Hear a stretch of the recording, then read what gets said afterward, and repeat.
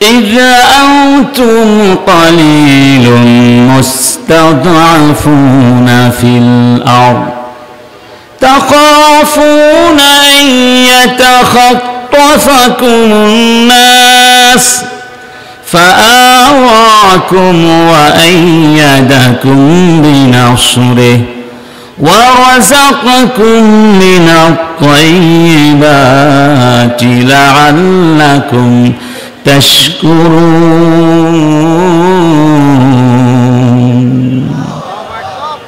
সেই সময়ের কথা স্মরণ করো যখন তোমরা সংখ্যায় কম ছিলে, তোমরা দুর্বল ছিলে, এতটাই তোমরা অসহায় ছিলে।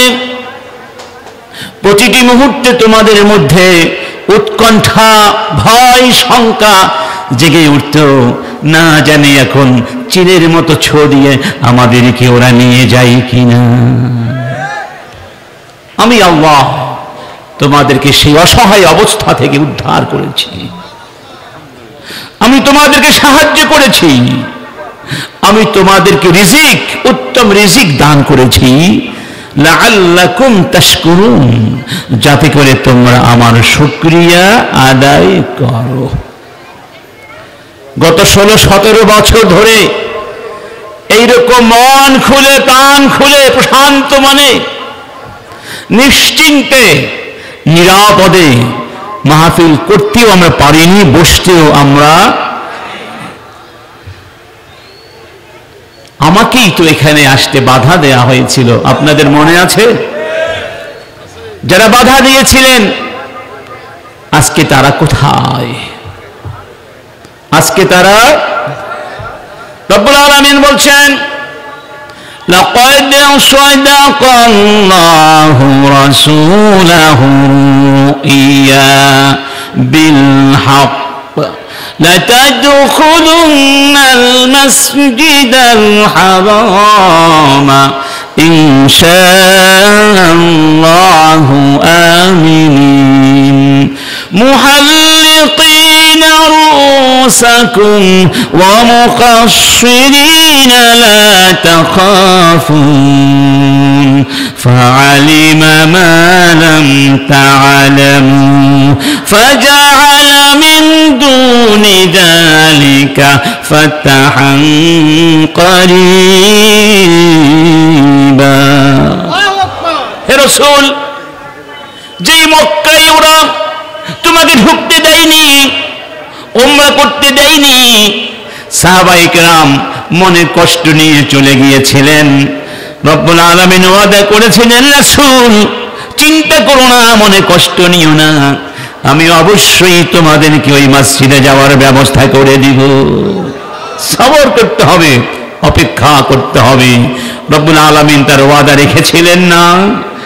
সেই অসহায় অবস্থাকে আল্লাহ মহা বিজয়ের রূপ দিয়েছিলেন মক্কা বিজয়ের মাধ্যমে। এর মধ্যে কি আমাদের শিক্ষা নেই? এটাই শিক্ষা। তোমরা যদি ঈমানের পথে অবিচল থেকে পরীক্ষায় পাস করতে পারো, দুনিয়ার কোন জালেম তোমাদেরকে পরাভূত করতে পারবে না।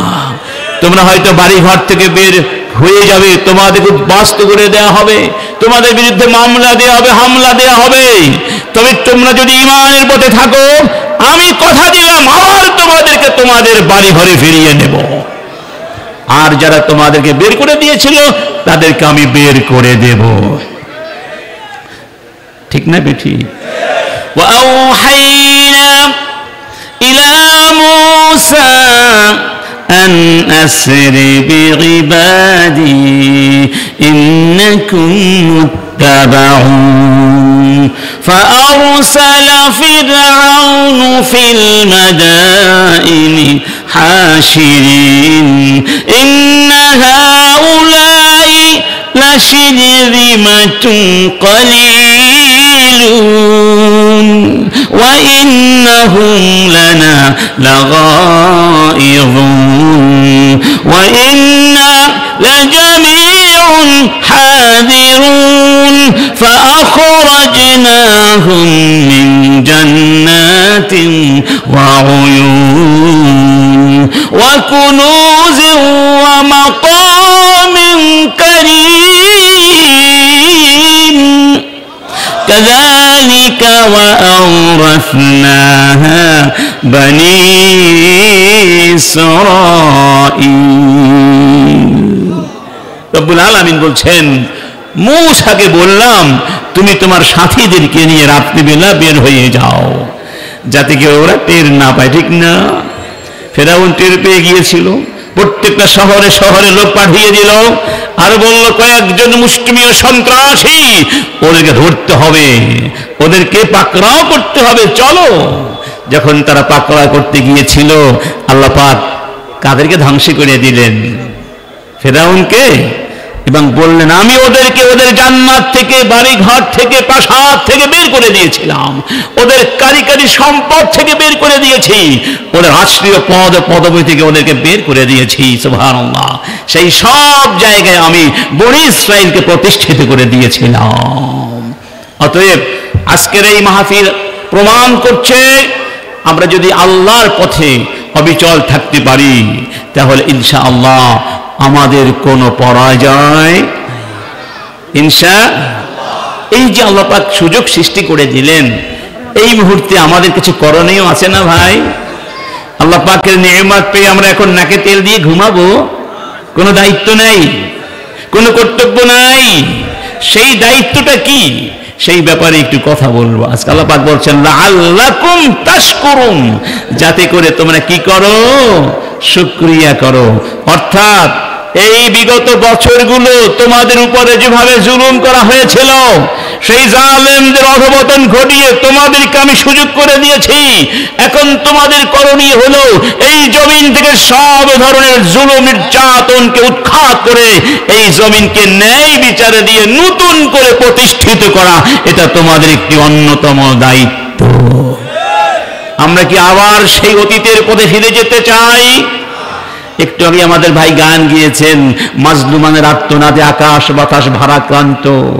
আমরা সেই বাংলাদেশ চাই না, আমরা সেই পৃথিবী চাই না যেখানে ন্যায় বিচার নেই, যেখানে দুর্বলের কোনো অধিকার নেই, যেখানে মর্যাদাবান মানুষদেরকে নির্যাতন করা হয়, যেখানে জালেম এবং অপরাধীদেরকে রাষ্ট্রীয়ভাবে সম্মাননা করা হয়, যেখানে নিত্য আয়নাঘর তৈরি করে নিরীহ লোকদের উপরে স্টিম রোলার চালানো হয়। সেই বাংলাদেশ আমরা আর চাই না।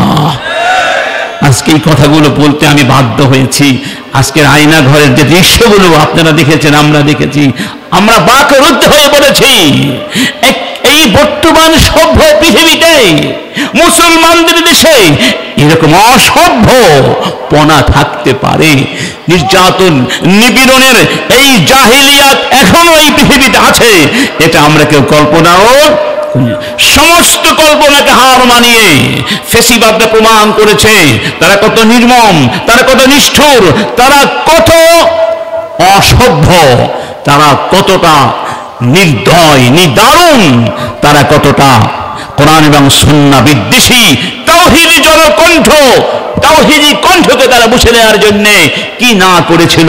আজকের এই সুবর্ণ সুযোগ কাজে লাগাতে পারলে আগামীর বাংলাদেশ হবে আল কোরআনের বাংলাদেশ, ইসলামের বাংলাদেশ, ন্যায় বিচারের বাংলাদেশ, সত্যের বাংলাদেশ, সুন্নাহের বাংলাদেশ, রাসূলের গড়া মদিনার সেই সোনার মদিনার আদরে একটা নতুন স্বর্গীয় বাংলাদেশ। সেই বাংলাদেশ কারা কারা করতে রাজি আছেন?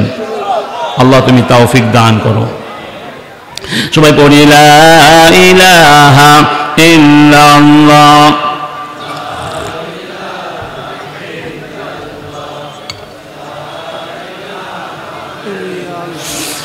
লা ইলাহা ইল্লাল্লাহ মুহাম্মাদুর রাসূলুল্লাহ। রব্বুল আলামিন বলছেন هو الذي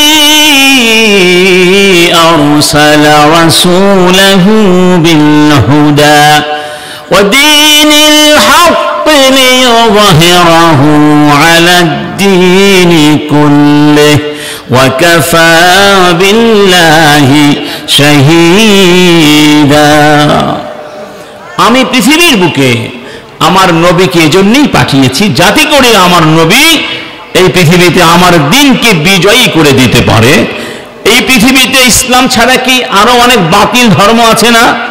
কত বাতিল ধর্ম, পথ, পন্থা, মত, মতাদর্শ, দর্শন, কত আইন কানুন রয়েছে। এই সব কিছু থেকে ইসলামের বিজয় সাধন করতে পারে, সবার উপরে ইসলামের বিজয় সাধন করার জন্য রাসূলকে পাঠিয়েছি। রাসূল সেই বিজয়ের সূচনা করে চলে গেছেন। সেই বিজয়কে চূড়ান্ত পর্যায়ে পৌঁছাবার দায়িত্ব হলো এই উম্মতে মুহাম্মাদিয়ার।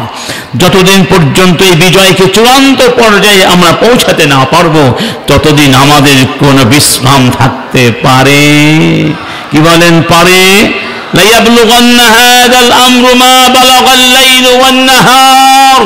নবীজি বলছেন, এই পৃথিবীর আনাচে কানাচে, মহাবিশ্বের পরতে পরতে, যেখানে যেখানে রাতের অন্ধকার দিনের আলো গিয়ে পৌঁছায়, সূর্যের আলো গিয়ে পৌঁছায়, সেখানে সেখানে ইসলাম পৌঁছে যাবে। অর্থাৎ ইসলামের বিজয় হবে দীনান, ধর্ম হিসাবে। অন্য হাদিসে বলা হয়েছে, ইন্নাল্লাহা যাওয়ালিয়াল আরদা ফারাআইতু মাশারিকাহা ওয়া মাগারিবাহা ওয়া ইন্না উম্মতি হাযিহি লায়াবলুগান্না মুলকুহা মা যুবিয়ালি। আল্লাহ পাক মহাবিশ্বকে আমার সামনে সংকুচিত করে তুলে ধরেছিলেন। আমি এই মহাবিশ্বের পূর্ব থেকে পশ্চিম দিগন্ত পর্যন্ত সব কিছু অবলোকন করেছি, এবং আমাকে যা দেখানো হয়েছে পৃথিবীর সব জায়গায় আমার উম্মতের সাম্রাজ্য প্রতিষ্ঠিত হয়ে যাবে। অর্থাৎ ইসলাম বিজয় হবে দাওলাতান সায়ান্তাসিরু আল ইসলামু আলাল আলামি কুল্লি দীনান ওয়া দাওলাতান আকীদাতান ওয়া শরিয়া। ধর্ম হিসাবে, রাষ্ট্র হিসাবে সেই মহাবিজয়ের সুসংবাদ আমাদেরকে রাসূল দিয়ে গিয়েছেন। এরপরে কি আমরা ঘুমিয়ে থাকতে পারবো? এই জমিনে নবীদেরকে, রাসূলদেরকে কেন পাঠানো হলো? কিতাব কেন পাঠানো হলো? এত আয়োজন কি জন্য? আল্লাহ সুবহানাহু ওয়া তাআলা সে কথা আল্লাহ পাক সূরা হাদীদের মধ্যে ভাবে বলে দিয়েছেন, লাকাদ আরসালনা রুসুলানা বিল বাইনাতি ওয়া আনজালনা মাআহুমুল কিতাবা ওয়াল মিজানা লিয়াকুমান নাসু বিল কিসত ওয়া আনজালনাল হাদীদ ফীহি বা'সুন শাদীদুন ওয়া মানাফি'ু লিন-নাস। আমি অসংখ্য নবী রাসূল পৃথিবীতে পাঠিয়েছি, তাদের সঙ্গে নবুয়তের সত্যতা প্রমাণ করার জন্য অসংখ্য অকাট্য প্রমাণগুলো পাঠিয়েছি। আরো পাঠিয়েছি কি? কিতাব। পাঠিয়েছি কি? মিজান, দাঁড়িপাল্লা, ন্যায় বিচারের মানদণ্ড, যাতে করে পৃথিবীর সবাই ন্যায় বিচার করতে পারে। এবং আমি সৃষ্টি করেছি লোহা। এখানে লোহা মানে শুধু খনিজ পদার্থ নয়, এখানে লোহা মানে হলো রাষ্ট্রদণ্ড, রাষ্ট্র ক্ষমতা, যে রাষ্ট্র ক্ষমতার মাধ্যমে এই জমিন ইসলামের পূর্ণাঙ্গ বাস্তবায়ন তারা করতে পারবেন। সুবহানাল্লাহ বলবেন না? আমার বন্ধুগণ, ইসলামের সেই বিজয় যেদিন হবে, সেই দিন আমরা এমন একটা সমাজ দেখব, যেই সমাজের একটু নমুনা আপনাদের বলছি, তারপরে আমরা সামনে এগিয়ে যাব। আলী ইবনে আবু বকর, সাইয়্যিদুনা আবু বকর রাদিয়াল্লাহু আনহু যখন খলিফা হয়েছিলেন, উমর ইবনে খাত্তাবিল কাদা তাতুলুবুল ইফা, মনে হয় বিচার ফয়সালা করা অনেক কঠিন কাজ, এই জন্য তুমি এই দায়িত্ব আর পালন করতে চাচ্ছ না, ক্লান্ত শান্ত হয়ে পড়েছ। উমর বললেন, লা ইয়া আমিরুল মুমিনিন, বিষয়টি তা নয়। বিষয়টি হলো, 1 বছর হয়ে গেল আপনি আমাকে বিচারকের দায়িত্ব দিয়েছেন, ওয়ালাম ইয়াখতাসিম ইলাইয়া ফিহা ইসনান, 1 বছরের ভেতরে 2 জন ব্যক্তি আমার বিচারাঙ্গনে এসে কেউ কারো বিরুদ্ধে কোনো মামলাই করে নাই। সুবহানাল্লাহ। 1 বছর চলে গেল, কোনো মামলা হলো না, কোনো বিচার করতে পারলাম না। এবার আপনি বলুন, এই বিচারকের পদে থেকে কি লাভ?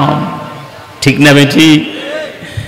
এরপরে ব্যাখ্যা দিলেন কেন এই অবস্থা তৈরি হলো, কেন মামলা নেই, মোকদ্দমা নেই, ঝগড়া নেই, বিবাদ নেই, কি ব্যাপার?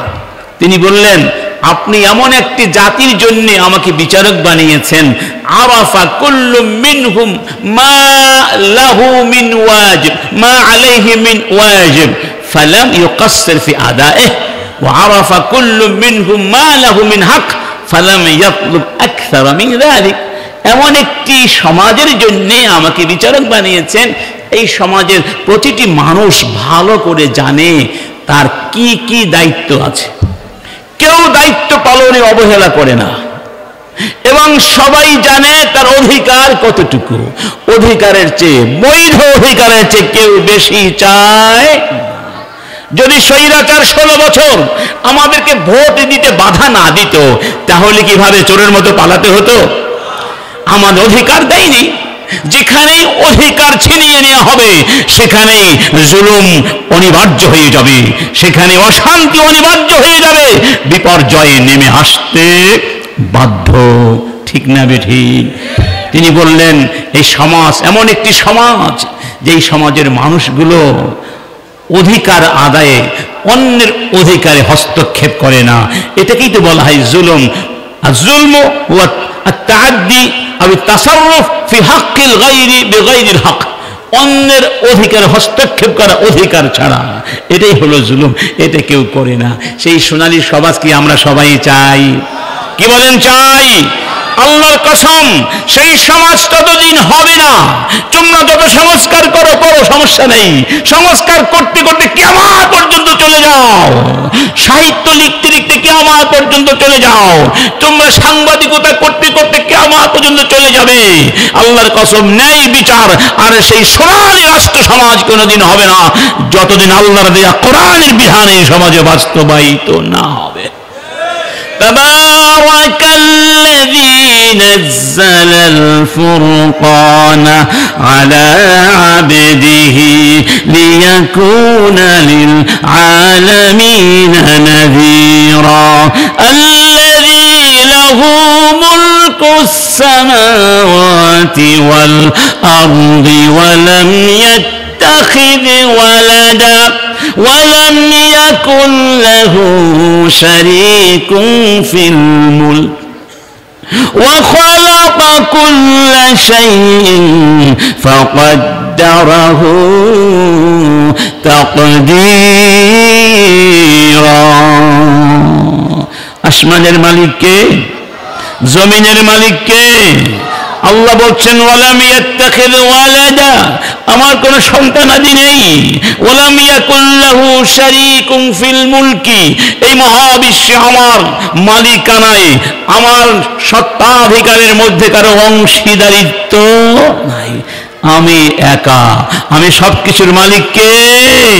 ওয়া খালাকা কুল্লা শাইইন ফাকাদ্দারাহু তাকদীরা, সবাইকে আমি সৃষ্টি করেছি, সবকিছু আমি নির্ধারণ করে দিয়েছি। এবার আপনারাই বলুন, যিনি সৃষ্টি করলেন, যিনি গোটা বিশ্বের মালিক, যিনি আপনার আমার রিজিকের ব্যবস্থাপক, ইবাদত কি তার হবে? দাসত্ব কি তার হবে? বিধান কি তার পালিত হবে, নাকি অন্য মানুষের বিধান আমরা মেনে নিব? যারা সৃষ্টি করেনি, রিজিক দিতে পারেনি, যারা পৃথিবীর এক ফোঁটা পানি পর্যন্ত সৃষ্টি করার ক্ষমতা যাদের, যেমনটি বলেছিলেন কে? ইব্রাহিম আলাইহিস সালাম, আল্লাযী খালাকানি ফাহুয়া ইয়াহদিন ওয়াল্লাযী হুয়া ইউতঈমুনি ওয়া ইয়াসকিন ওয়া ইযা মারিদতু ফাহুয়া ইয়াশফিন ওয়াল্লাযী হুয়া ইউমীতুনি সুম্মা ইউহয়িন ওয়াল্লাযী أطمع أن يغفر لي خطيئتي يوم الدين رب هب لي حكما وألحقني بالصالحين। এই পৃথিবীর একজন নিকৃষ্টতম স্বৈর শাসকের সামনে দাঁড়িয়ে একমাত্র ব্যক্তি আল্লাহর নবী ইব্রাহিম একা সমস্ত চ্যালেঞ্জ মোকাবিলা করে বলেছিলেন, আমার রব তিনি, আমার ইলাহ তিনি, যিনি আমাকে সৃষ্টি করেছেন, তিনিই আমাকে পথ দেখাবেন, তার পথ ধরে আমি চলবো। তোমার দেখানো পথে আমি চলবো না, অন্য কারো দেখানো পথে আমি চলবো না, আমি চলবো সেই স্রষ্টার পথে। আমার যখন ক্ষুধা লাগে তিনি আমাকে খাবার দান, আমার যখন পিপাসা লাগে তিনি আমাকে পানি দান করেন। সুবহানাল্লাহ। আমাকে তিনি জীবন দিয়েছেন, মৃত্যু দিবেন। আমি তার কাছে দোয়া করি, আল্লাহ কিয়ামতের কঠিন ময়দানে আমার গুনাহগুলো মাফ করে দিও আল্লাহ। আর আল্লাহ আমাকে রাষ্ট্র ক্ষমতা দাও, রব্বি হাবলি হুকমা, আমাকে ক্ষমতা দাও, হিকমত দাও, ওয়ালহিকনি বিসসালিহিন। তাহলে বুঝা গেল এই দুনিয়ার মালিক কে? এই দুনিয়ার মালিকের বিধান না মেনে যদি আমরা অন্য কারো বিধান মেনে নেই, এর অর্থ হলো আমরা তাদেরকে আল্লাহর সঙ্গে শরীক বানালাম। আমলাহুম শুরাকাউ শারাউ লাহুম মিনাদ-দীন মা লাম ইয়াযাম বিহিল্লাহ ওয়ালাউলা কালিমাতুল ফাসলি লাকুদিয়া বাইনাহুম ওয়া ইন্নায-যালিমিনা লাহুম আযাবুন আলীম। আল্লাহ বলছেন, তোমরা যারা আমার বিধান মানো না, আমার কোরআন মানো না, আমার নবীর সুন্নাহ মানো না, আমার ইসলাম তোমাদের ভালো লাগে না, রাষ্ট্র ব্যবস্থায়, বিচার ব্যবস্থা, শিক্ষা ব্যবস্থায় নিজেদের মন গড়া আইন চালু করে দিয়েছো, এই সব যারা করেছে তারা কি তোমরা, তাদেরকে কি তোমরা আমি আল্লাহর সাথে শরীক বানিয়ে দিয়েছো? কে দিয়েছে তোমাদেরকে অধিকার? কে দিয়েছে তোমাদেরকে অধিকার আমার জমিনে থাকবে আর আমার বিধান মানবে না? কে বলেছেন? মা লাম ইয়াযাম বিহিল্লাহ, মা লাম ইয়াযাম বিহিল্লাহ। অতএব আল্লাহর জমিনে আল্লাহর বিধান যদি না থাকে সেখানে অন্ধকার নেমে আসবে। কি নেমে আসবে? কি নেমে আসবে? কিসের অন্ধকার? জুলুমের অন্ধকার। কিসের অন্ধকার? নগ্নতা, বেহায়াপনার অন্ধকার। কিসের অন্ধকার? অশিক্ষা, কুশিক্ষার অন্ধকার। কিসের অন্ধকার? হত্যা, ধ্বংস, বিবাদ, নির্যাতনের অন্ধকার। ঠিক না বেঠি? দেখুন আল্লাহ কি সুন্দর করে বলেছেন সূরা আন-নূরের ভিতরে, আল্লাহু নূরুস সামাওয়াতি ওয়াল আরদি মাসালু নূরিহি কামিশকাতিন ফিহা মিসবাহ المصباح في زجاجة الزجاجة كأنها كوكب دري يوقد من شجرة مباركة زيتونة لا شرقية ولا غربية يكاد زيتها يضيء ولو لم تمسسه نار। সবাই বলেন নূরুন আলা নূর, নূরুন আলা নূর ইয়াহদিল্লাহু লিনূরিহি মান ইয়াশা ويضرب الله الأمثال للناس والله بكل شيء عليم। আকাশ জমিনের নূরকে, আলোকে তিনি বলছেন, সব ব্যাখ্যা করতে পারবো না, নূরুন আলা, আলো তার উপরে আলো, আলো তার উপরে আলো। এখানে দুইটা আলোর কথা বলা হয়েছে। প্রথম আলোটা কি, দ্বিতীয় আলোটা কি? এর একটা ব্যাখ্যা হলো, প্রথম আলো হচ্ছে নূরুল ফিতরাহ। আল্লাহ প্রত্যেক মানুষকে ঈমানের নূর দিয়ে তৈরি করেছেন। প্রত্যেক মানুষের মধ্যে ঈমান গ্রহণের ক্ষমতা আছে নাকি নাই, এটাকে বলা হয় ফিতরাত। কি বলা হয়? কিন্তু ওই নূর যথেষ্ট নয়, যতক্ষণ পর্যন্ত আল্লাহর পক্ষ থেকে আসা আরেকটা নূর ওই নূরের সঙ্গে যুক্ত না হবে, ততক্ষণ ওই নূর দিয়ে তোমরা অন্ধকার ভেদ করে আসতে পারবে। তার মানিটা কি? যেমন ধরুন, এখানে আমরা এখন সবাইকে দেখতে পাচ্ছি না। কেন দেখতে পাচ্ছি? কি আছে? যদি আলোগুলো বন্ধ করে দেওয়া হয়, আপনারা কি আমাকে দেখবেন? আমি দেখব? এমনকি আমি তো আমার ভাইকেও দেখবো না, আমার পাশে বসে আছেন, তাহলে আমার চোখের আলো গেল কোথায়? আমার চোখে আলো আছে না? আলোটা কোথায়? এই আলো আছে, তবে এই আলো কাজ করবে না যতক্ষণ পর্যন্ত বাহিরের আরেকটি আলোর সঙ্গে যুক্ত না হবে। সেটা হোক দৌউল শামস, দৌউল কামার, ও নূরুল কাহরুবা, এটা হোক যে কোনো আলো তার লাগবে, চাঁদের সূর্যের দিনের আলো লাগবে। ওই আলো এই আলোর সঙ্গে যুক্ত হলে আমরা দেখব সুবহানাল্লাহ ইমানের যে আলো ভেতরে আছে, এই আলো ততদিন কার্যকর হবে না যতদিন কোরআনের আলোর সঙ্গে এই আলো যুক্ত না হবে। সুবহানাল্লাহ। তার মানে আপনার শিক্ষা ব্যবস্থায় যা আছে সব অন্ধকার যতক্ষণ কোরআন সেখানে যুক্ত না হবে। আপনার বিচার ব্যবস্থা যা কিছু আছে সব অন্ধকার যতক্ষণ সেখানে কোরআনের আলো যুক্ত হবে। কথা ক্লিয়ার হয়েছে? অন্যথায় নেই বিচারের এবং মুক্তির কোনো গ্যারান্টি নেই, কোনো সুযোগ। আল্লাহ বিশ্বনবী মুহাম্মাদুন সাল্লাল্লাহু আলাইহি ওয়াসাল্লাম, মনে রাখবেন আমরা যা কিছু বলি স্বপ্ন কল্পনার কথা বলি না। অনেকে ভাবতে পারে এগুলো সব বানোয়াট কথা, কল্পনা প্রসূত, স্বপ্নে পাওয়া কথা, এগুলো কি আজকে চলে না? এগুলো কোনো কল্পনা প্রসূত কথা নয়, এগুলো বাস্তব কথা। বাস্তব জমিনে এগুলো বাস্তবায়িত করে রাসূল প্রমাণ করে দিয়েছেন কোরআন ছাড়া অন্য কিছু চলে না, অন্য কিছু দিয়ে মানুষের কল্যাণ হয়। এবং কোরআন কিভাবে বাস্তবায়ন করতে হয় রাসূল তা দেখিয়ে দেওয়ার জন্য তো জমিনে এসেছিলেন। আজকে কিছু ভাই মুসলমান নামধারীকে বলতে শুনি কোরআনের বিধান এই যুগে চলে না, এগুলো পুরাতন হয়ে গেছে, ১,৫০০ বছর আগে ঠিক ছিল, এখন বিজ্ঞান প্রযুক্তির যুগ, এখন কি কোরআন চলে? তুমি কোরআন দিয়ে রাষ্ট্র চালাতে পারবে? এই কথা বলে কি আল্লাহর কাছে রেহাই পাওয়া যাবে, ক্ষমা পাওয়া যাবে, মুক্তি পাওয়া যাবে? আমাদের দায়িত্ব আমাদেরকে পালন করে যেতেই হবে। ইন্না আনজালনা ইলাইকাল কিতাবা বিল হক লিতাহকুমা বাইনান নাস বিমা আরাকাল্লাহ ওয়া লা তাকুল লিল খাইনিনা খাসীমা। হে রাসূল, আমি এই কিতাবটিকে আপনাকে পাঠিয়েছি, আপনার কাছে দিয়েছি, সত্য কিতাব। কেন? লিতাহকুমা বাইনান নাস বিমা আরাকাল্লাহ।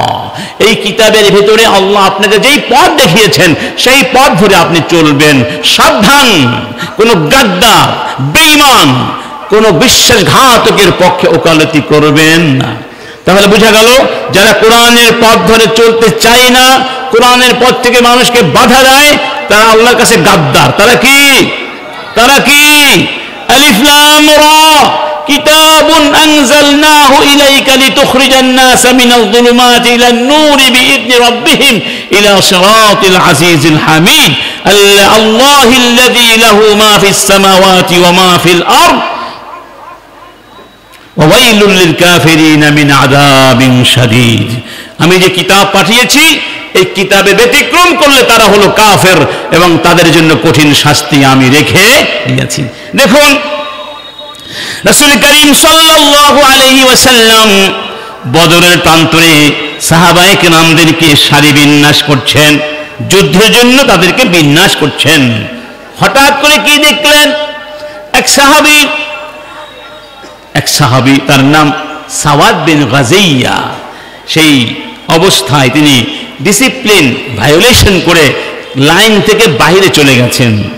রাসূলের হাতে একটা ছোট্ট লাঠি ছিল, তিনি সেই লাঠি দিয়ে সাওয়াদকে আস্তে করে একটু গুতা মেরে বললেন, ইস্তাউই ইয়া সাওয়াদ, সাওয়াদ সোজা হয়ে দাঁড়াও, লাইনে দাঁড়াও। সুবহানাল্লাহ। সাওয়াদ বললেন, ইয়া রাসূলুল্লাহ, আমি তো ব্যথা পেয়েছি, আমি প্রতিশোধ চাই, আমি কিসাস চাই। তার মানে আপনি যেভাবে আমাকে একটা গুতা মেরেছেন আমিও একটা গুতা মারতে চাই, কারণ আল্লাহ আপনাকে ন্যায় বিচার দিয়ে পাঠিয়েছেন। রাসূলকে অবিচার করেছেন না, এটা কৌশল। রাসূল বলেন, ঠিক আছে, এই নাও লাঠি, আমাকে গুতা দাও যেভাবে আমি তোমাকে দিয়েছি। সাওয়াদ বললেন, ইয়া রাসূলুল্লাহ, আপনি যে আমাকে গুতা দিয়েছেন আমার গায়ে তো জামা নাই, কি নাই? জামা নাই। রাসূল জামাটা খুলে ফেললেন। সওয়াদ কি করেছিলেন? গুতা মেরেছিলেন নাকি রাসূলকে জড়িয়ে ধরে চুমু দিয়েছিলেন? সুবহানাল্লাহ। দেখুন, আজকের এই পৃথিবীতে নয়, শুধু কিয়ামত পর্যন্ত এরকম শাসক আদৌ কি আসবে? যেই শাসক জনগণের সামনে দাঁড়িয়ে বলতে পারবে, এই নাও জামা খুলে দিলাম, যদি কাউকে জুলুম করে থাকি তোমাদের হকগুলো আদায় করে নাও? পারবে? যদি কোনো শাসক এভাবে সামনে এসে দাঁড়ায়, চুল পর্যন্ত থাকবে না। যদি সেই দিন তিনি পালিয়ে না যেতেন, তাহলে হাত পা মাথা কিছু আর খুঁজে পাওয়া যেত না। অতএব ওই সমাজ আমরা চাই না, যেই সমাজের শাসক জনগণের সামনে দাঁড়িয়ে বলতে পারে না তোমাদের কার কি হক আছে আমার থেকে বুঝে নাও। এই শিক্ষা দিয়েছেন, এভাবে করতে পারা, এই দৃষ্টান্ত পেশ করেছেন মুহাম্মদুর। সেই সমাজ কি আপনারা চান? কি বলেন, চান? আজকে আমাদের বিরুদ্ধে বলা হয় আমরা সাম্প্রদায়িক সম্প্রীতি নষ্ট করছি, অর্থাৎ আমাদের দেশে অমুসলিম ভাইয়েরা আছে না, তাদেরকে নাকি আমরা বাড়ি ঘর থেকে তাড়িয়ে দিচ্ছি, এবং ভারতের বহু মিডিয়া পেইড এজেন্ট আমাদেরকে জঙ্গি এবং সাম্প্রদায়িক প্রমাণ করবার জন্য কোটি কোটি ডলার তারা ব্যয় করছে। আমি তাদেরকে বলবো, তোমরা আমাদেরকে সাম্প্রদায়িক সম্প্রীতি শিক্ষা দিতে এসো, তোমাদের লজ্জা করে না? তোমরা কয়টা মসজিদ ভেঙেছো? কয়টা মসজিদ ভেঙেছো? আর বাংলাদেশে আমরা কয়টা মন্দির ভেঙেছি? রাষ্ট্রীয়ভাবে কোনো মন্দির ভাঙা হয়েছে? দুই একটা মন্দিরে আঘাত করা হয়েছে এবং ধরা পড়েছে যারা মন্দির ভাঙতে গিয়েছিল সবাই ফ্যাসিবাদের দোসর। ঠিক না বেঠিক? আমরা সবাইকে ভালোবাসতে জানি। বিশ্বনবী এটা আমাদেরকে শিখিয়েছেন। রাসূল সাহাবীদেরকে নিয়ে যাচ্ছেন, তোমরা শোনো কান পেতে মুসলিমরা, আমরা কোন জাত, আমরা কোন জাতি। রাসূল সাহাবীদেরকে নিয়ে যাচ্ছেন, হঠাৎ দেখতে পেয়েছিলেন কিছু মানুষ একটা লাশ বহন করে নিয়ে যাচ্ছে, তাই না? দাঁড়িয়ে গেলেন। সাহাবীরা বললেন, ইয়া রাসূলুল্লাহ, যে লাশটি দেখে আপনি দাঁড়িয়ে গেলেন, থমকে দাঁড়ালেন, ইন্নাহা জিনাজাতু ইহুদি, এটি তো একটা ইহুদির লাশ, অর্থাৎ ইহুদি মরে গেছে, ঝামেলা শেষ হয়ে গেছে, ঠিক না? ইহুদির লাশ। তখন নবীজি কি বলেছিলেন, আলাইসাত নাফসান, সে কি একজন মানুষ ছিল না? সুবহানাল্লাহ। ইহুদি হতে পারে, খ্রিস্টান হতে পারে, অমুসলিম হতে পারে, কিন্তু মানুষ হয়ে জন্ম নিলেই তো একটি সম্মান আল্লাহ পাক তাকে দান করেন, নাকি করেন না? এই সম্মান কে শিখিয়েছে? হিউম্যান ডিগনিটি ইসলাম শিখিয়েছে, ঠিক না বেঠিক?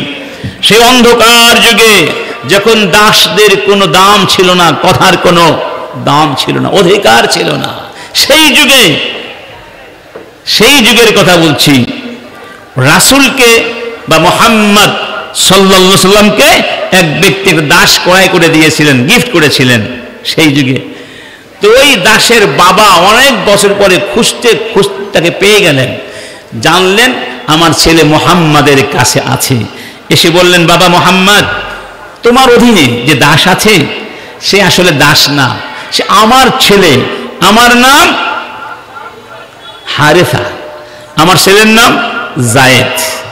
আমার ছেলে দাস নয়, আমি একটা গোত্রের গোত্রপতি।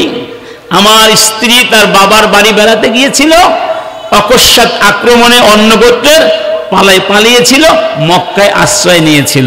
মুহাম্মদ, তুমি যা চাও বিনিময়ে তাই দিয়ে দেব, শুধু আমার সন্তানকে আমার কাছে ফেরত দিয়ে দাও। নবীজি বললেন, তখন নবুয়ত পান নাই, তা আগের কথা। বললেন, ঠিক আছে, আমার কাছে আরো ভালো সমাধান আছে। জায়েদকে ডাকলেন, বললেন, জায়েদ, এখন থেকে তুমি স্বাধীন, তোমার উপরে আমার কোনো অধিকার নাই, তুমি আজাদ। এবার তুমি চাইলে বাবার সাথে চলে যেতে পারো, আর যদি আমার সাথেও থাকতে চাও আমি তোমাকে তাড়িয়ে দেব না। আমার দুয়ার তোমার জন্য সব সময় অবারিত থাকবে, খোলা থাকবে। জায়েদ, ওই যুগ যখন দাসদের কোনো দাম ছিল না, ঠিক না, অধিকার ছিল না, মনুষ্যত্বের স্বীকৃতি ছিল না, মালিকানা স্বীকৃতি ছিল না, বাক স্বাধীনতা ছিল না, সেই যুগে বলেছিলেন বাবাকে, বাবা আমি বরং মুহাম্মাদের সাথেই থাকতে চাই। বাবা তখন চিৎকার করে বলেছিলেন, আতুফাদ্দিলুল উবুদিয়্যাতা আলাল হুররিয়্যা, তুমি কি স্বাধীনতাকে হাতের মুঠোয় পেয়ে পরাধীন হয়ে থাকতে চাও? তখন তিনি বলেছিলেন, বাবা স্বাধীনতা কি জিনিস তোমরা জানো না, আমি স্বাধীনতার স্বাদ পেয়েছি মুহাম্মাদের কাছে। তাহলে আমরা সেই জাতি যেখানে দাসদেরও কি আছে সমান অধিকার, ঠিক না বেঠিক? ওমর ইবনে খাত্তাব ইহুদি যখন নালিশ করলো ওমরের কাছে আলী ইবনে আবি তালেবের বিরুদ্ধে, চিন্তা করুন খলিফা ও মুসলমান, যার বিরুদ্ধে নালিশ করা হয়েছিল তিনিও মুসলমান, সাধারণ মুসলমান নন, রাসূলের জামাই, চাচাতো ভাই, অন্যতম সাহাবী। আলীর বিরুদ্ধে নালিশ করা হলো, ওমরের সাথে ইহুদি নালিশ করলো। আলী ইবনে আবি তালেব ইহুদিকে ওমর ইবনে খাত্তাব ডাকলেন, বিচার করবেন, তাদের কথাগুলো শুনবেন, মামলার রায় দেবেন। খলিফা বললেন, আবুল হাসান কিফ বিজানিবি খাসামিকাল ইহুদি, আপনি আপনার প্রতিপক্ষ ইহুদির পাশে দাঁড়িয়ে যান। হে হাসানের বাবা, আপনি আপনার প্রতিপক্ষ ইহুদির পাশে দাঁড়ান। মানে এখন আপনারা সমান সমান, ঠিক না? আমি দুইজনের কথা শুনবো, বিচার করব। এই কথাটি বলার সঙ্গে সঙ্গে আলী ইবনে আবি তালেবের চেহারা কালো হয়ে গেল, বিমর্ষ হয়ে গেল। ওমর বুঝতে পারলেন, জিজ্ঞেস করলেন, হে হাসানের বাবা কি ব্যাপার, আপনাকে ইহুদির পাশে দাঁড়াতে বললাম আর সাথে সাথে আপনার চেহারাটা কালো হয়ে গেল যে? তখন তিনি বললেন, হ্যাঁ আমি মনে কষ্ট পেয়েছি, আমি মনে কষ্ট পেয়েছি, তবে এই জন্য কষ্ট পাইনি আপনি আমাকে ইহুদির পাশে দাঁড়াতে বলেছেন, বরং এই জন্য আমি কষ্ট পেয়েছি কিছুক্ষণ আগে আপনি আমার সামনে আমার প্রতিপক্ষ ইহুদিকে নাম ধরে ডেকেছেন, ইহুদিকে নাম ধরে ডেকেছেন, আর আমাকে নাম না ধরে অতিরিক্ত সম্মানার্থে উপনাম হাসানের বাবা বলে সম্বোধন করেছেন। আপনি আমাদের মাঝে সমতা বিধান করতে পারেননি, এটা ইসলামের শিক্ষা নয়, আপনি ন্যায় বিচার পরিপন্থী আচরণ করেছেন, সেই জন্য আমি কষ্ট পেয়েছি। সুবহানাল্লাহ। এইরকম ন্যায় বিচার পৃথিবী থেকে দেখাতে পারবে? ইহুদি বলে তাকে জুলুম করা হয়েছে, অধিকার থেকে বঞ্চিত করা হয়েছে। অতএব তোমরা কিসের সাম্প্রদায়িকতা শিক্ষা আমাদেরকে দাও? সাম্প্রদায়িকতা শিক্ষা ইসলাম ইতিহাস পড়ে দেখো। উমরের যুগে আবু উবাইদা আল জাররাহ সিরিয়ার গভর্নর হয়েছিলেন না, সিরিয়া বিজয় করে। উমর চিঠি লিখলেন, আবু উবাইদা তুমি তোমার সমস্ত সৈন্যবাহিনী নিয়ে সীমান্তে চলে যাও, রোমক সম্রাট বিশাল সৈন্য সমাবেশ ঘটিয়েছে, সীমান্ত অরক্ষিত হয়ে পড়েছে, সেখানে চলে যাও। আবু উবাইদা সিরিয়ার খ্রিস্টান জনগণকে বলেছিলেন, আমরা তোমাদেরকে কথা দিয়েছিলাম তোমরা জিজিয়া ট্যাক্স দেবে, আমরা ন্যায় বিচার উপহার দেব, কিন্তু আমরা এখন থাকতে পারছি না, আমাদেরকে চলে যেতে হচ্ছে। যেই পরিমাণ ট্যাক্স তোমরা দিয়েছো, জিজিয়া দিয়েছো, আমরা তোমাদের টাকাগুলো তোমাদের কাছে ফেরত দিয়ে দিব। সুবহানাল্লাহ। দেখেছেন, সব ফেরত দিয়ে দিব, আমরা চলে যাচ্ছি। তখন সিরিয়ার খ্রিস্টান জনগণ বলেছিলেন, খ্রিস্টান জনগণদের প্রতিনিধিরা বলেছিলেন, হে মুসলিম, হে মুসলিমগণ, তোমাদেরকে যা দিয়েছি তা ফেরত নেব না, বরং তোমাদের যুদ্ধের ব্যয়ভার বহন করার জন্য যদি আরো প্রয়োজন হয় আমরা তোমাদেরকে আরো সম্পদ দেব, তবে কথা দাও তোমরা বিজয়ী হলে আবার আমাদের কাছে তোমরা ফিরে আসবে। সুবহানাল্লাহ বললেন না? এই ছিল আমাদের ন্যায় বিচার ইতিহাস। এই ন্যায় বিচার আমরা কোথায় পেয়েছি? আল্লাহর কোরআনের মধ্যে পেয়েছি। এই ন্যায় বিচার কি এখন আছে? 1 লক্ষ 2 লক্ষ নয়, 4-5 লক্ষের মতো মামলা বাংলাদেশে এখন পেন্ডিং অবস্থায় আছে। আরো কত লক্ষ লক্ষ মামলা হবে, হচ্ছে। এইসব মামলার কোনো সুরাহা একবার কোর্টে ঢুকলে তার দফায় রফা। রব্বুল আলামিন বলছেন, সুম্মা জাআলনাকা আলা শারীআতিন মিনাল আমর ফাত্তাবি'হা ওয়া লা তাত্তাবি' আহওয়া'আল্লাযীনা লা ইয়া'লামুন। হে রাসূল, আমি তোমাকে একটি শরীয়ত দিয়েছি, জীবন বিধান দিয়েছি, এটা মানতে হবে। এর বাহিরে আর কারো বিধান মানতে পারবে না। এর বাহিরে যারা বিধান তৈরি করে, লা ইয়ালামুন, ওরা কিচ্ছু জানে না, ওরা মূর্খ, ওরা গণ্ডমূর্খ, ওরা কিচ্ছু জানে। ইয়ালামুনা যাহিরাম মিনাল হায়াতিদ দুনিয়া ওয়া হুম আনিল আখিরাতি হুম গাফিলুন। হুম গাফিলুন, গাফিল, ওরা কিচ্ছু জানে না।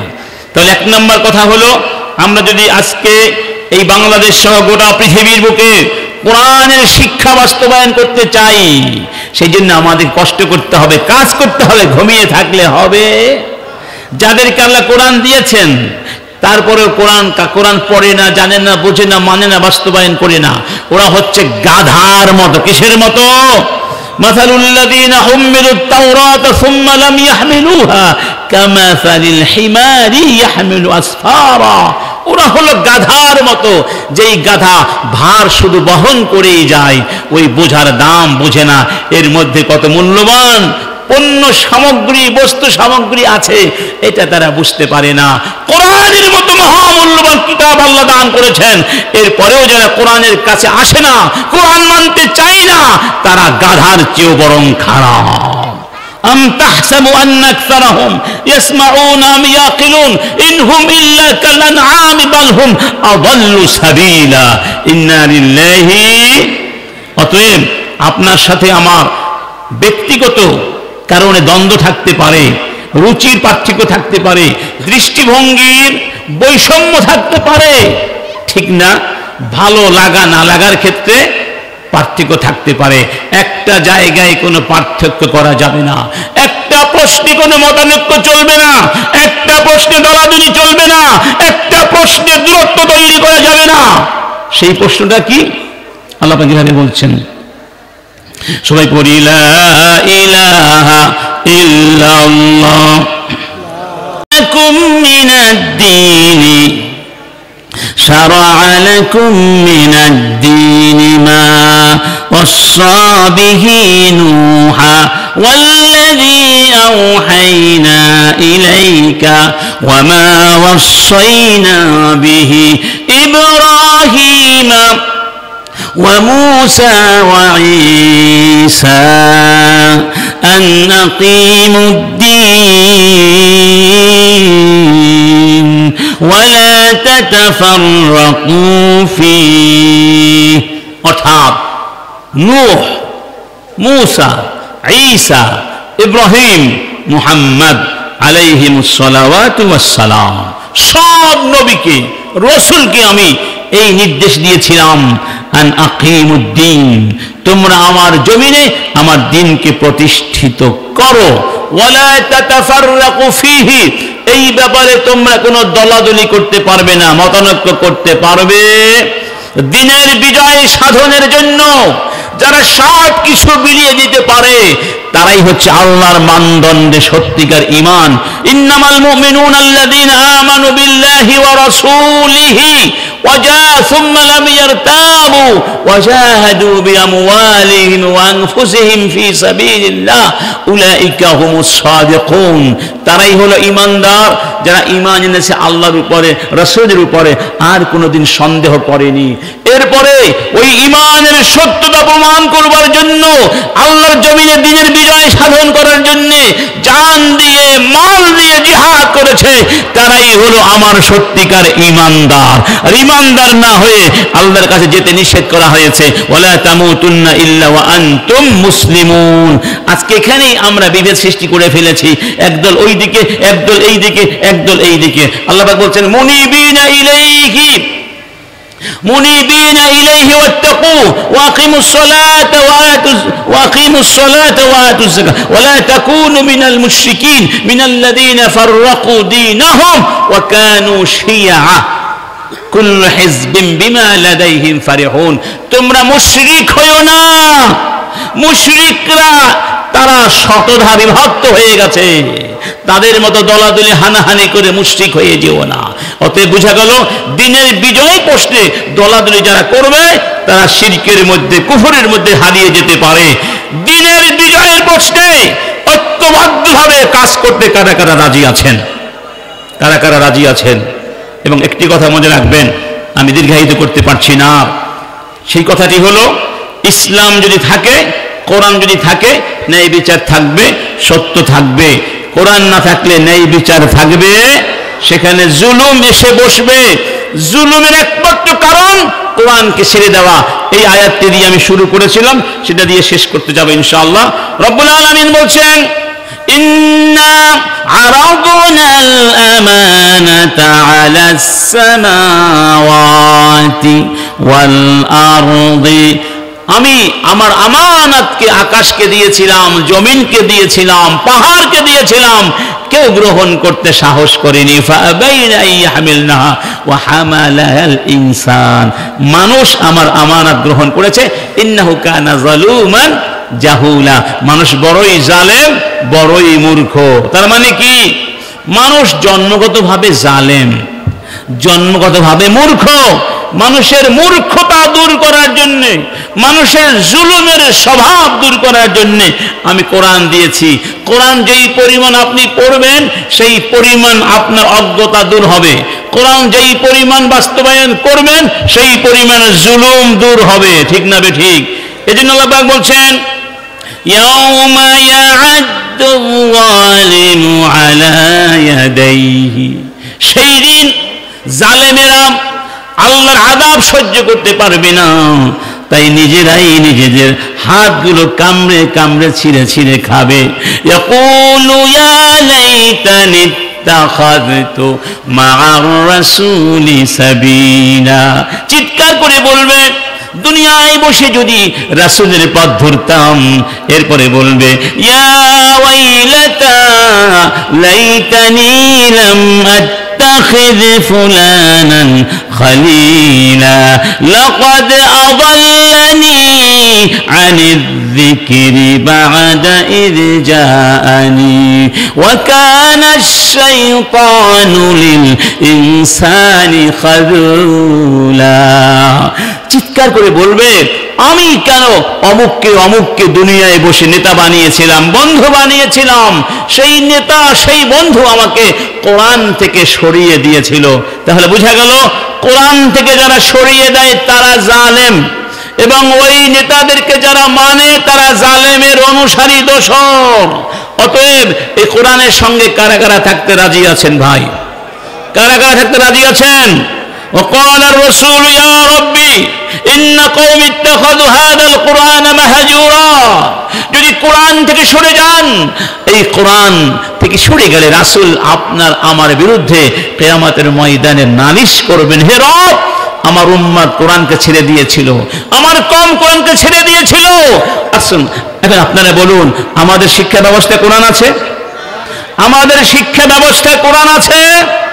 কিন্ডারগার্টেন থেকে শুরু করে পিএইচডি পর্যন্ত পড়লে কোরআন বোঝা তো দূরের কথা, কোরআন তিলাওয়াত করবার মতো যোগ্যতা সৃষ্টি হয়।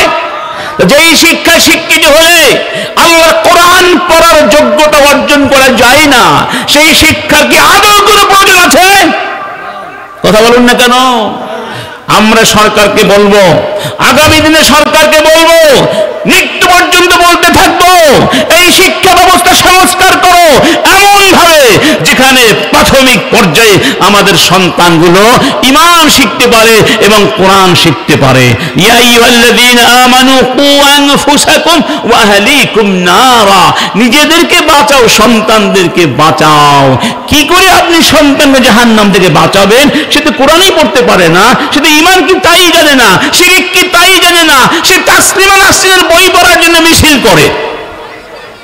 করে নাই? যেই মহিলা নগ্নতা বেহায়াপনা ছাড়া কোনো কথা বলে না, যেই মহিলা শিরক এবং নাস্তিক্যবাদের কারণে এদেশ থেকে বিতাড়িত হয়ে চলে নিষিদ্ধ হয়ে বিদায় নিয়ে পালিয়ে গেল, সেই মহিলার বই যারা বিক্রয় করেছে তারা দেশদ্রোহী কাজ করেছে, তারা ঈমান এবং তাওহীদ পরিপন্থী কাজ করেছে, তারা নিষিদ্ধ কাজ করেছে। বই মেলার নীতি ছিল ইসলাম বিরোধী, দেশ বিরোধী কোনো বই বিক্রয় করা যাবে না, ছিল না? তাহলে অন্যায় করেছে কে? যেই হিন্দু প্রকাশক আর তার বউ মিলে তাসলিমার মতো একটি কুখ্যাত নাস্তিকের বই বিক্রয় করেছে। তারা ফ্যাসিবাদের দোষর, তাদেরকে অনতিবিলম্বে গ্রেফতার করে দেশদ্রোহিতার মামলা শাস্তি দিতে হবে। আমার বন্ধুগণ, কেন হয়েছে? কোরআন নাই, হাদিস নাই, এই শিক্ষায় শিক্ষিত হয়ে অনেক যুবক নাস্তিক হয়ে যাচ্ছে, বস্তুবাদী হয়ে যাচ্ছে। ঠিক না ঠিক? তাহলে আপনার বিচার ব্যবস্থা কোরআন আছে, ক্রয় বিক্রয় ব্যবসা বাণিজ্যে কোরআন আছে, ব্যাংকিং সেক্টরে কতটি কোরআন আছে? কোথাও তো কোরআন নাই। আপনি আমি কিসের মুসলমানের তো দাবি করছি? আমাদের মেয়েরা পর্দা করতে চায় না, স্কুল কলেজে মেয়েরা পর্দা করতে চায় না, শিখ করে নামাজ পড়তে চায় না, নামাজ নাই, পর্দা নাই, পুশিদা নাই, হালাল নাই, হারাম নাই, মানুষের অধিকারের ব্যাপারে কোনো সচেতনতা নাই, কারণ কোরআন নাই। কি নাই?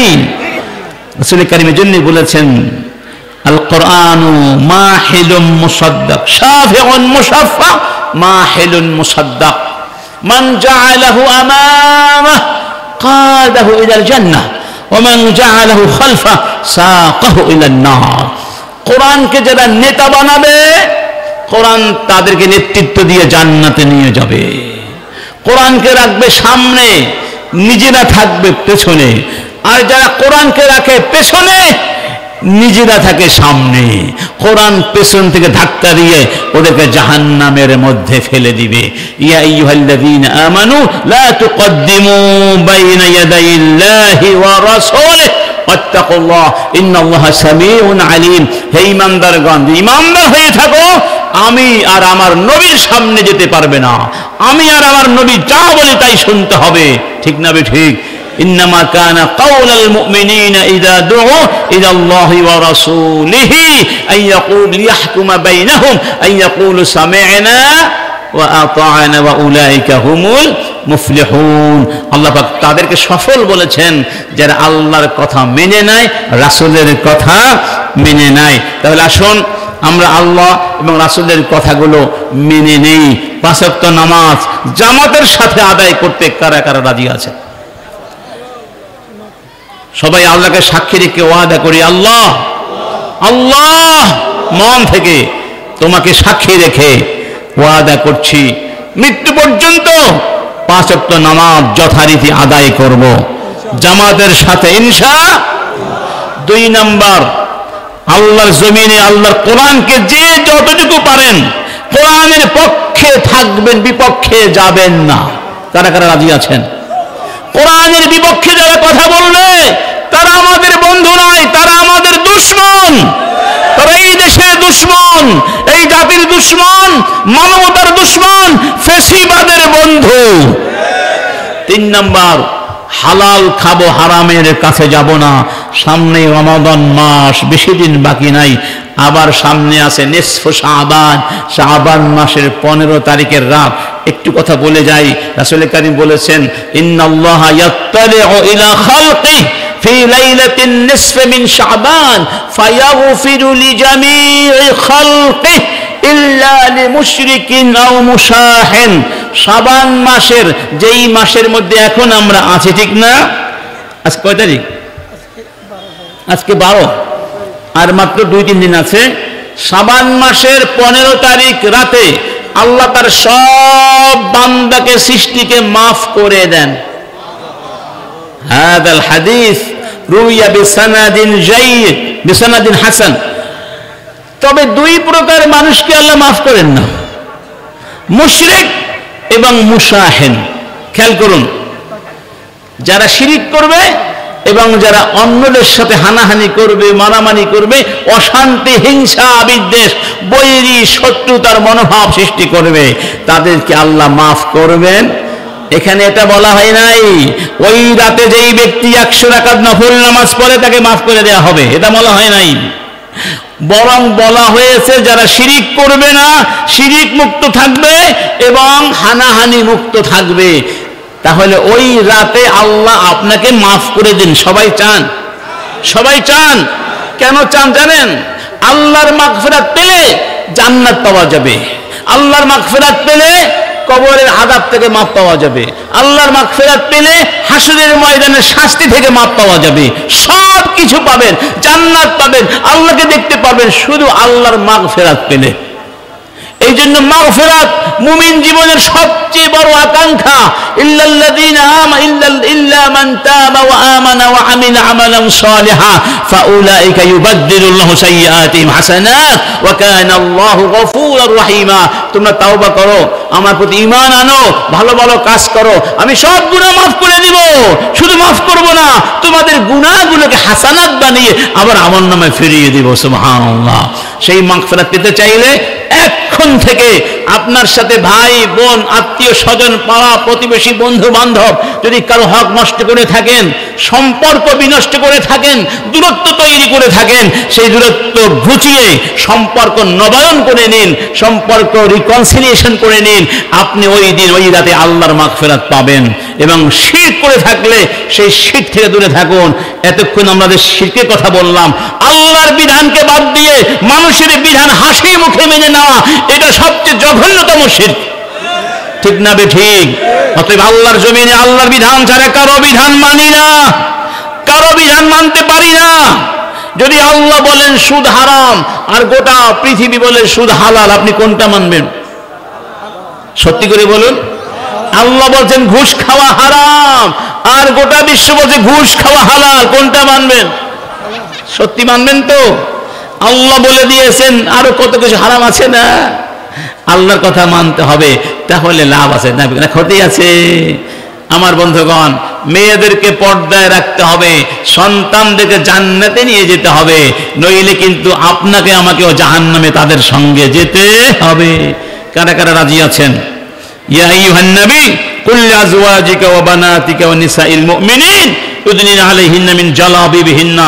হে রাসূল, তুমি বলে দাও মুমিন নারীরা তোমার স্ত্রীদেরকে, মেয়েদেরকে, মুমিন নারীদেরকে তারা যেন হিজাব জিলবাব দিয়ে নিজেদেরকে আবৃত করে রাখে। ওয়ালিয়াদরিবনা বিখুমুরিহিন্না আলা জুয়ুবিহিন্না, ওড়না দিয়ে বক্ষদেশ ঢেকে রাখে। ওয়ালা ইয়াদরিবনা বিআরজুলিহিন্না হাত্তা ইউলামা মা ইখফিনা আও লিউলামা মা ইখফিনা মিন জিনাতিহিন্না। দেখেছেন মেয়েরা যে পায়ে নূপুর পরে না, নূপুর, তাদের এই নূপুর এমন জোরে যেন পা না ফেলে শরীরে অলঙ্কারের ঝংকার শোনা যায়। কত সূক্ষ্ম কথা আল্লাহ বলে দিয়েছেন।